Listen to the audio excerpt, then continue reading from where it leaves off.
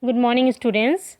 Welcome back to the economics class. It's for the student of class 11, and today we will be going to do chapter 1, definition and subject matter of economics. So our topic is factors of production. What is factors of production? The goods and services required to produce commodities are known as factors of production. So, to produce any commodities, the goods and the services which are required are known as factors of production. So, there are four factors of production. They are land, labor, capital, and organization, or you can say entrepreneur.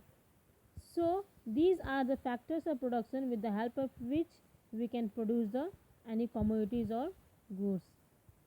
Now what is land? Land does not mean only the land surface but also all natural resources such as water resources, forest resources, mineral resources, etc. So in economics, land does not mean only the land but it also includes all the natural resources like water, mineral, etc. Now, characteristics of land.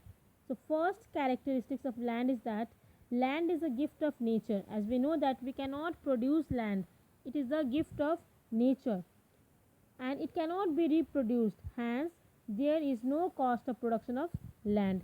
So, as we know that we cannot produce the land as it is a gift of God, as it is a gift of nature. That's why there is a no cost of production of land.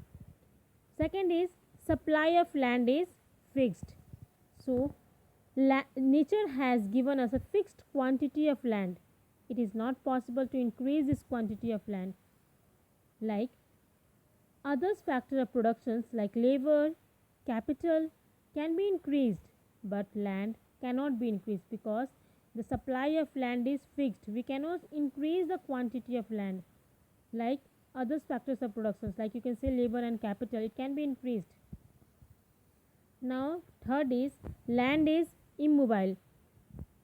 Why land is immobile? Because unlike other factors of production, land cannot be moved from one place to another. Yes, like labor can be moved, like capital can be moved. In the similarly, entrepreneur can be moved, but land cannot be moved from one place to another. Now, fourth is land is heterogeneous. What does it mean? It means that all the plots of land are not homogeneous, means all the plots of land are not same. Some plots are more fertile while some are less fertile. Some amount of productions cannot be obtained even if we apply the same amount of labor and capital to all the plots of land.